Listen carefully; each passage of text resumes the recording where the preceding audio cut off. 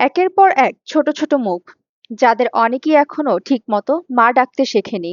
পৃথিবীর রং ভালো করে দেখতেও পারেনি। তাদের জীবন থেমে যাচ্ছে জ্বর, কাশি, লালচে দাগ আর শ্বাসকষ্টের মধ্যে। যে রোগটি বাংলাদেশ থেকে প্রায় হারিয়ে যেতে বসেছিল, সেই রোগী এখন শিশুদের মৃত্যুর দিকে ঠেলে দিচ্ছে। এই দেশ হাম নির্মূলের প্রায় দ্বারপ্রান্তে পৌঁছে গিয়েছিল।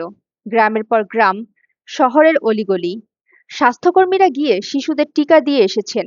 মায়েরা বুক ভরে বিশ্বাস করেছিলেন অন্তত এই একটি রোগ থেকে তাদের সন্তান নিরাপদ। সেই অর্জন কি তাহলে আমরা হারিয়ে ফেলছি? একজন মা হয়তো এখনো তার শিশুর টিকা কার্ড খুঁজে বের করছেন। কার্ডে হয়তো একটি ঘর খালি। সেই দিন টিকা দিতে পারেননি, বন্যা ছিল, রাস্তা বন্ধ ছিল, কিংবা স্বাস্থ্যকেন্দ্রে গিয়ে শুনেছেন ভ্যাকসিন নেই।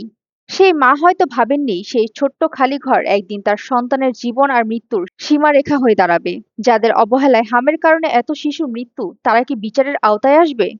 সুমাইয়া ফারাজি, দৈনিক আর নিউজ।